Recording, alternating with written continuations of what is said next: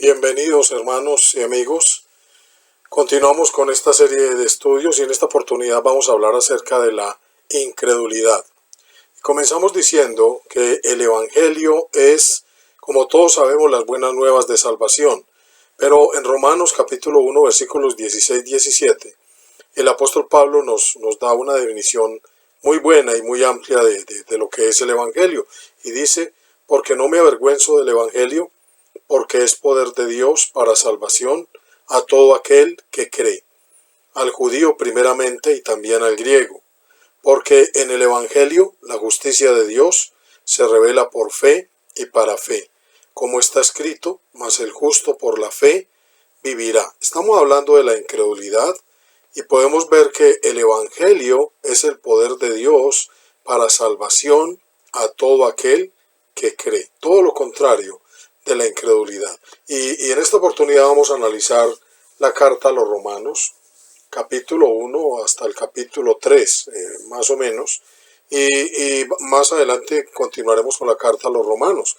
Por lo pronto decimos que nuestro Señor Jesús se enfrentó a una generación incrédula, como nos pasa también a nosotros hoy en día. En Mateo capítulo 17, versículo 17 dice, respondiendo Jesús dijo, oh generación incrédula y perversa, ¿hasta cuándo he de estar con vosotros? ¿Hasta cuándo os he de soportar? Traédmelo acá.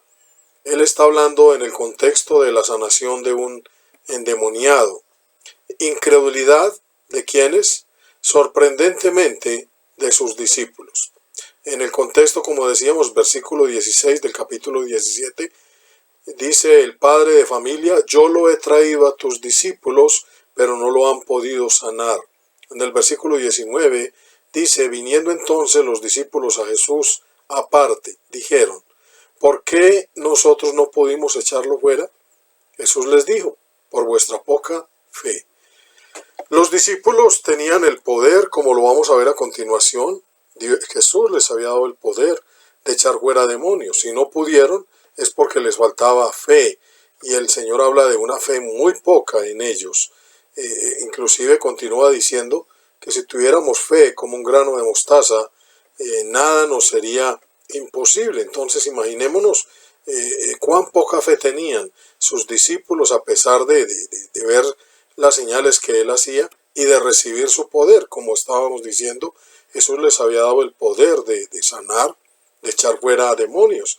Mateo 10:7 dice, y yendo, predicad, diciendo, el reino de los cielos se ha acercado, sanad enfermos, limpiad leprosos, resucitad muertos, echad fuera demonios. Ahí lo tenemos, hermanos. Tenían el poder, el Señor se los había dado. De gracia recibisteis, dad de gracia. Entonces los discípulos estaban obrando con incredulidad. Y decimos que la incredulidad es poner en tela de juicio la palabra de Dios y aún su misma existencia. De alguna manera los discípulos estaban poniendo en tela de juicio la palabra de Dios. Y el salmista, el Salmo 53:1, dice la palabra, dice el necio en su corazón, no hay Dios. Se han corrompido, hicieron abominable maldad. No hay quien haga el bien. Dios desde los cielos miró sobre los hijos de los hombres para ver si había algún entendido que buscara a Dios. Cada uno se había vuelto atrás, todos se habían corrompido. No hay quien haga lo bueno, no hay ni aun uno. No tienen conocimiento todos los que hacen iniquidad y a Dios no invocan. Termina con esta pregunta. Y vemos que este salmo nos dice que no hay justo, no hay bueno, ni aún uno. Y dice que todos se habían vuelto atrás. Y pudiera parecer exagerado lo que voy a decir, pero esto es una realidad aún hoy en día. Lo era en la época de los salmos. El apóstol va a citar este mismo salmo en el capítulo 3 de Romanos, como lo vamos a ver más adelante, hermanos. Decíamos al comienzo que estamos mirando la carta a los Romanos 1 al 3. Habíamos empezado Romanos 1, 16, 17. Entonces, la incredulidad es tremenda y tenemos que luchar contra ella. Vamos a mirar, siguiendo en Romanos, ¿Cómo salir de la incredulidad? Es la pregunta que vamos a responder. Y continuando ahí en Romanos, lo podemos hacer de tres maneras. Primero, Dios se da a conocer por su poder. Decíamos que habíamos visto Romanos 1, 16, 17, y ahora continuamos en el versículo 18. Porque la ira de Dios se revela desde el cielo contra toda impiedad e injusticia de los hombres que detienen con injusticia la verdad. Porque lo que de Dios se conoce les es manifiesto, pues Dios se los manifestó. Porque las cosas invisibles de Él, su eterno poder y deidad, se hacen claramente visibles desde la creación del mundo, siendo entendidas por medio de las cosas hechas, de modo que no tienen excusa, pues habiendo conocido a Dios, no le glorificaron como a Dios ni le dieron gracias, sino que se envanecieron en sus razonamientos y su necio corazón fue entenebrecido. Entonces, el hombre, hermanos, conoce a Dios a través de su poder, de la creación de las cosas hechas. No hay excusa, dice el texto, hermanos. Entonces es una manera de salir de la incredulidad. No hay excusa, hermanos, para no creer en Dios. Es la primera manera. En el mismo contexto ahí de Romanos también dice que Dios obra a través de la conciencia. En el capítulo 2, versículo 13 dice: porque no son los oidores de la ley los justos ante Dios, sino los hacedores de la ley serán justificados. Porque cuando los gentiles que no tienen ley hacen por naturaleza lo que es de la ley, estos, aunque no tengan ley, son ley para sí mismos, mostrando la obra de la ley escrita en sus corazones, dando testimonio su conciencia, y acusándoles o defendiéndoles sus razonamientos. Entonces, una primera manera de salir de la incredulidad es entendiendo la obra de Dios en la creación, en las cosas hechas. Y una segunda es a través de la conciencia. Todos tenemos una conciencia que nos acusa y nos defiende. Razonamos sobre el bien y el mal, y entonces la conciencia nos da testimonio si estamos haciendo lo bueno o lo malo. Los gentiles que no tenían ley, cuando hacían por naturaleza lo que es de la ley, estaban mostrando la obra de la ley escrita en sus corazones, y la conciencia les daba ese testimonio. Y una tercera manera, hermanos, es que Dios habla a través de la ley. Romanos 2:17 dice: he aquí, tú tienes el sobrenombre de judío y te apoyas en la ley y te glorías en Dios y conoces su voluntad, e instruido por la ley apruebas lo mejor y confías en que eres guía de los ciegos, luz de los que están en tinieblas, instructor de los indoctos, maestro de niños, que tienes en la ley la forma y la ciencia de la verdad. Entonces, estas tres cosas, hermanos, se cumplen en prácticamente todos los hombres. Nosotros, hermanos, podemos creer en Dios, salir de la incredulidad, podemos entender y conocer a Dios a través de la creación. Podemos ver su eterno poder y deidad a través de esto. También, hermanos, a través de la conciencia, y en esta tercera oportunidad, a través de la ley. Ahora, entonces, capítulo 3:1 dice: ¿qué ventaja tiene pues el judío, o de qué aprovecha la circuncisión? Mucho, en todas maneras. Primero, ciertamente les ha sido confiada la palabra de Dios. Pues que, si algunos de ellos han sido incrédulos, su incredulidad habrá hecho nula la fidelidad de Dios. Entonces, hasta este punto, hermanos, lo que estamos viendo es que los gentiles no tenían excusa para no creer en Dios, para seguir en la incredulidad, porque a través del poder de la creación, de lo que Dios manifestó, era una manera que se podían acercar y creer. Una segunda era la conciencia. Eso no solo obra en los gentiles, nosotros mismos somos gentiles.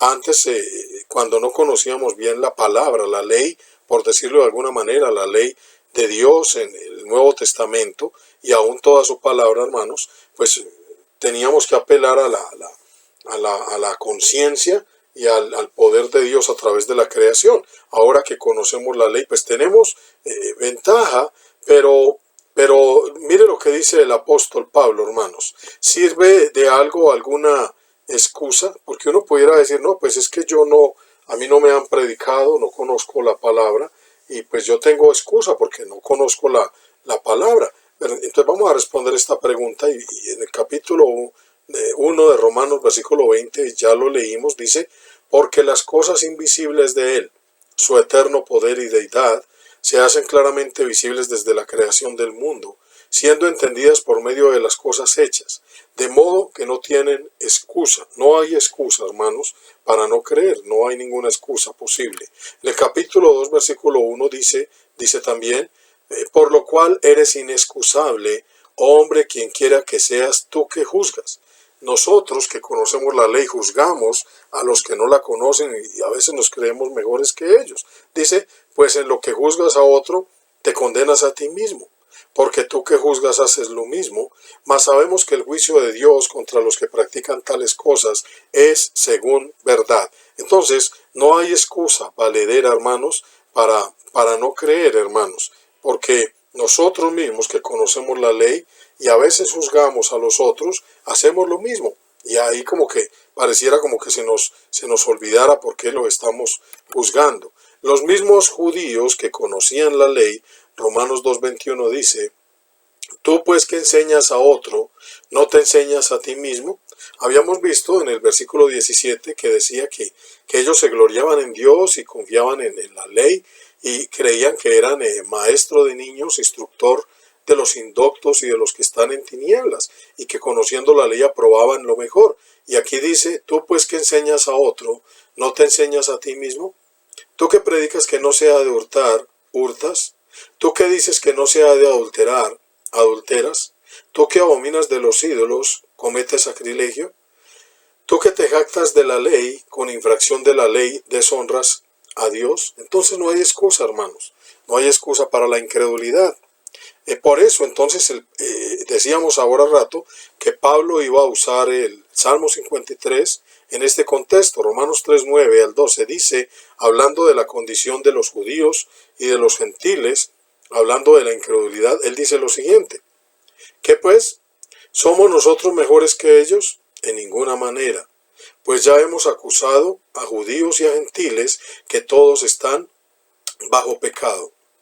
Como está escrito, no hay justo ni aun uno, no hay quien entienda, no hay quien busque a Dios.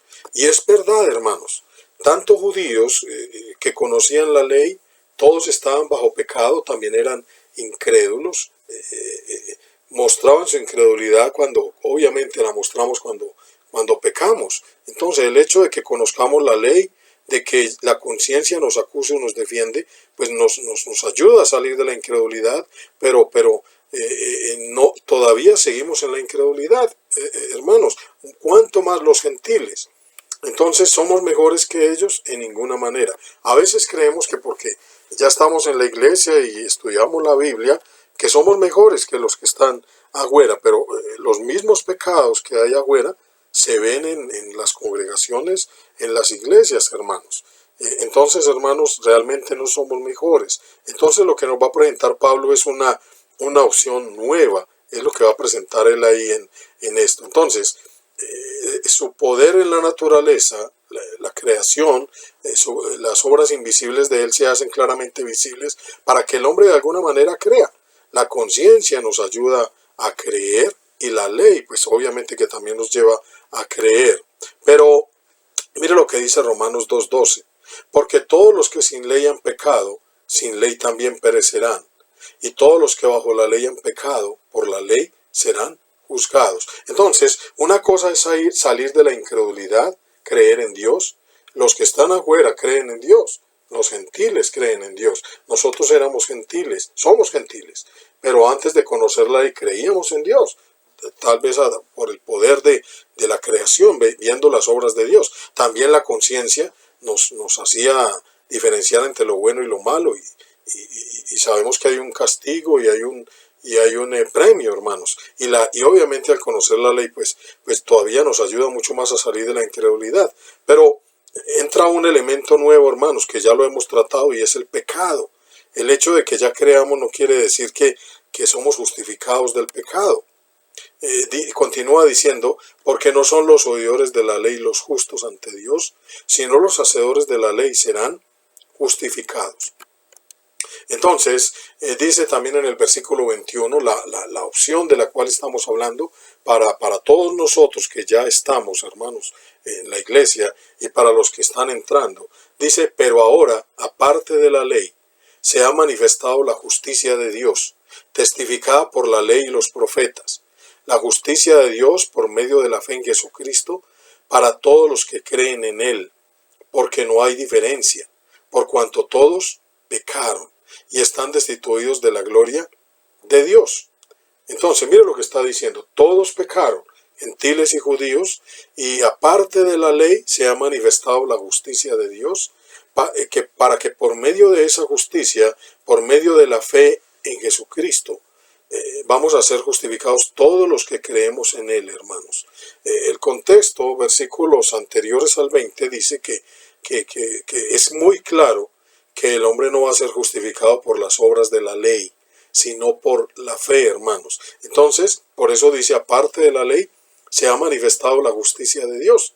Entonces, hermanos, qué maravillosa esta promesa, hermanos. Y la justificación es porque realmente creemos en la obra de nuestro Señor Jesucristo. Una cosa es creer, hermanos. Podemos creer en que Él creó todas las cosas.